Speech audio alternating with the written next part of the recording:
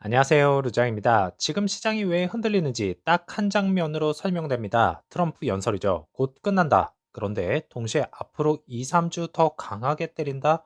이게 과연 무슨 의미일까요? 시장은 하락했고요. 유가는 다시 튀어 올랐습니다. 그래서 오늘 영상에서는 전쟁이 진짜 끝나가는 건지, 왜 시장은 오히려 불안해하는지, 그리고 지금 투자자는 어떻게 봐야 하는지 한번 차례대로 정리해 보겠습니다. 먼저 핵심부터 정리하면 전쟁은 곧 끝난다. 하지만 실제로는 2에서 3주 추가 공격, 시장 반응은요. S&P 500은 마이너스 1% 이상 하락했고요. 나스닥도 마이너스 1% 이상 하락했습니다. 유가는 다시 100달러 이상을 유지하고 있고 종료 기대와 현실 리스크가 동시에 존재한다고 볼 수 있겠죠. 여기서 가장 중요한 부분입니다. 트럼프는 이렇게 말했습니다. 곧 끝난다. 하지만 동시에 강하게 공격한다. 이건 시장 입장에서는 이렇게 해석될 수 있겠는데요.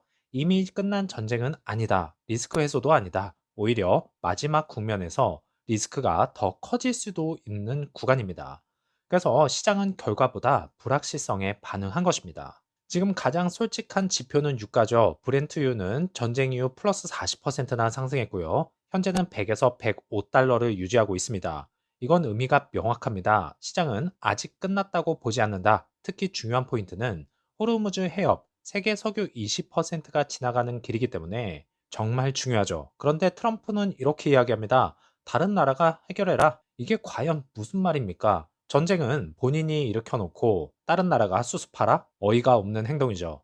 그래서 이것이 의미하는 것은 전쟁이 끝나도 에너지 리스크는 남는다. 이렇게 말씀드릴 수 있겠습니다. 자, 유가 상승은 인플레이션 상승이라고 말씀드렸고요. 금리 인하 기대도 떨어지게 되어 있죠. 그래서 결국 지금 시장 하락은 전쟁 자체가 아니라 금리 기대 변화 때문에 더 추가적으로 하락할 수 있다고 보고 있습니다. 지금 시장은 딱 이 위치죠. 긍정적으로 보면 전쟁 종료 기대감 존재, 유가 일부 안정 시도라고 볼 수가 있겠고요. 부정적으로는 공격 지속, 출구 전략이 없고 호르무즈가 불확실성하다는 것입니다. 그래서 끝이 보이지만 아직 끝나지 않았다. 그래서 여기서 중요한 건 방향이죠. 지금 시장은 급락 구간은 아니라고 보고 있고요. 추세 상승 구간도 아닙니다. 변곡 구간이라고 할 수 있겠습니다. 그래서 유가가 100달러 아래로 안정이 되는지, 호르무즈 해협이 실제로 개방이 되는지, 또한 증시가 하락을 멈추고 지지가 형성이 되는지 꼭 지켜봐야 할 것입니다. 자, 공포는 아직 남아있고요. 기대는 이미 반영되고 있습니다. 이럴 때 필요한 건요. 감정이 아니라 구조겠죠.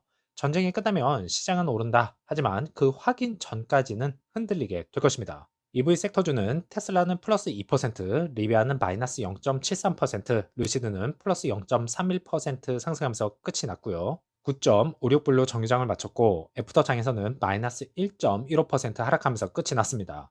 겉으로 보면 그냥 횡보하는 주가, 하지만 실제로는요. 방향을 결정하기 직전의 구조라고 할 수 있겠습니다. 장중 고점은 9.8불이었고 저점은 9.51불이었습니다. 강하게 올라가지도 무너지지도 않았습니다. 그래서 차트에서 가장 중요한 포인트는 급등 이후 횡보, 이건 시장에서 이렇게 해석될 수가 있겠죠. 급등은 매수세 유입, 횡보는 물량 소화, 즉 누군가는 팔고 있고 누군가는 계속 사고 있다. 그래서 다음 방향을 준비하는 구조라고 말씀드릴 수 있겠습니다. 거래량은 평균 대비 낮았습니다. 이것이 의미하는 것은 큰 자금이 아직 안 들어왔다는 것이죠. 그래서 오더플로우를 보면 인플로우는 4.35 밀리언 달러, 아웃플로우는 7.2 밀리언 달러입니다. 순 유출 상태가 많았습니다. 자, 라지 스케일에서 큰 손이 팔고 있다. 이건 굉장히 중요한 신호겠죠. 왜냐면요, 시장 방향은 항상 큰 돈이 결정하기 때문입니다. 이걸 차트랑 연결해 보면 주가는 버티고 있습니다. 하지만 돈은 빠지고 있죠. 이 상황의 의미는 겉은 안정, 속은 약함. 이런 시장에서 흔히 속이 빈 상승 혹은 지지 테스트 구간이라고 할 수 있겠습니다. 드디어 루시드가 또 하나 보여줬습니다. 2026년 세계 올해의 럭셔리카 수상, 그것도 전기차만이 아니라 내연기관, 하이브리드까지 포함한 전체 경쟁에서요, 수상을 했습니다. 제품 검증 완료 신호겠죠. 하지만 중요한 질문이 있죠. 이게 주가를 바꿀 수 있는 이벤트인가? 아직은 아니라고 보죠. 이번 수상의 핵심은 이겁니다. 월드카 어워드. 글로벌 자동차 기자 100명 이상이 평가를 했습니다. 경쟁 조건은 EV, 하이브리드, 내연 기관이 포함되어 있기 때문에 진짜 글로벌 경쟁에서 1등을 했다. 이렇게 말씀드릴 수가 있겠네요. 그래서 루시드는 2023년 에어를 수상했죠. 2026년에는 그래비티 수상, 2연속 럭셔리카 1입니다. 이건 우연이 아니라 플랫폼과 기술력이 검증이 완료가 됐다. 이렇게 해석할 수가 있겠습니다. 그럼 왜 그래비티가 이겼을까요? 핵심은 세 가지죠. SUV의 본질을 바꿨다. 풀 사이즈 공간, 미드 사이즈 크기, 즉 효율과 공간을 동시에 잡았다는 것입니다. 두 번째로는 성능이 스포츠카 수준이죠. 듀얼 모터 AWD, 후륜 조향 시스템, 에어 서스펜션, 큰 SUV인데 정말 민첩하다라는 것입니다. 세 번째로는 충전 효율입니다. 주행거리는 약 450마일, 11분 충전으로 200마일을 충전할 수가 있고요. 현재 EV 시장에서 최상이라고 할 수 있겠습니다. 그래서 이거는 단순한 SUV가 아니라 기술 집약적 플랫폼이다라고 말을 드릴 수가 있겠고요.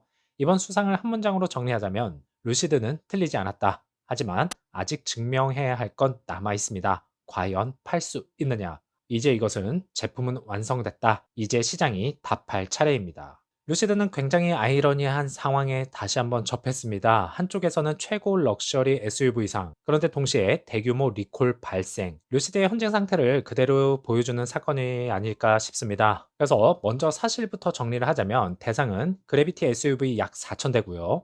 문제는 2열 안전벨트 앵커 용접 불량이라고 합니다. 위험성으로 따지고 보면 사고 시 탑승자 보호 실패 가능성이 제기된다는 것이죠. 옵션이 문제가 아니라 안전이 문제였습니다. 여기서 많은 분들이 착각합니다. 4,000대면 적은 거 아닌가? 아닙니다. 핵심은 이건 루시드 기준으로 거의 전체 초기 생산 물량이라고 할 수 있겠죠. 그래서 더 중요한 포인트는 공급 업체가 승인 없이 공정을 변경했다는 것입니다. 그래서 공급망 통제력이 문제가 생긴 것이 아닌가 의문을 들 수 있겠습니다. 그리고 이번이 처음이 아니죠. 과거 이슈를 되돌려 보면 에어백 리콜, 소프트웨어 문제, 이걸 하나로 묶으면요. 출시 초기 품질이 불안정하다. 이렇게 소비자는 인식할 수 있겠습니다. 하지만 동시에 OTA 개선을 통해서 빠른 대응을 실행했습니다. 문제 해결 능력은 있다. 이렇게 볼 수 있겠네요. 지금 루시드를 보면 좋은 뉴스와 나쁜 뉴스가 동시에 나오고 있습니다. 수상으로 제품력은 증명됐고 리콜로 현실적인 문제도 드러났습니다. 하지만 이 두 가지를 같이 보면 오히려 더 명확해지죠. 루시드는 틀린 방향으로 가고 있는 회사가 아니라 아직 완성되지 않은 상태에서 빠르게 진화 중인 회사다. 이렇게 볼 수 있겠습니다. 그리고 지금 시장이 보고 있는 건 완벽한 기업이 아니라요. 완성되어 가는 과정이라고 할 수 있겠네요. 그리고 이런 구간에서 가장 큰 기회가 만들어지는 경우가 많습니다. 많은 어려움을 잘 극복해서요. 꼭 성공하는 길로 이어지길 다시 한번 바라겠습니다. 즐거운 오후 되시고요. 다음 영상에서 찾아뵙겠습니다. 감사합니다.